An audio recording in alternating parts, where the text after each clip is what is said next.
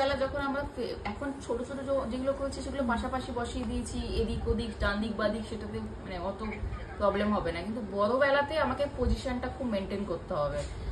যে কোনো একটা কর্নারে আমি স্টার্ট করলাম, বা আমি উপরেও যদি স্টার্ট করি, মাথায় রাখবে এই কর্নার স্টার্ট করেছি, এরপর এটার কর্নার কোনগুলো, এই একটা কর্নার, এই একটা কর্নার, মিডিলে কিন্তু নয়, আমি একটা কর্নারে স্টার্ট করব। তো এই কর্নারে আমি এইভাবে স্পাইরালটা আঁকলাম, একটুখানি দেখাও কি করছি, ডিজাইনটা আঁকলাম, এইখানে আমি ফ্রিল দেব। পজিশনটা খুব ইম্পর্টেন্ট, পজিশনটা খুব ইম্পর্টেন্ট। এটা হলো, এবারে কর্নার কোনটা কোনটা, এই একটা কর্নার, এই একটা কর্নার, এখানেও করা যায়, এখানেও করা যায়। তো আবার এইখানে আমি দেবো। এইভাবে প্রত্যেকটা কর্নার ধরে ধরে আমি কাজ করব, ঠিক আছে? মিডিলে নয়, মিডিলে দিয়ে দিলাম সেটা নয়, ঠিক আছে? প্রত্যেকটা যে কোনো কর্নারে আমি স্টার্ট করব, যে কোনো কর্নারে। এটা আমাকে খুব ভালোভাবে মেনটেন করতে হবে। এইভাবে হলো।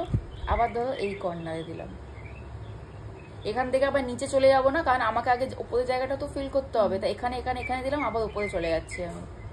এইভাবে জায়গাটা ফিল করব। বোঝা গেল এবার কিভাবে করতে হবে?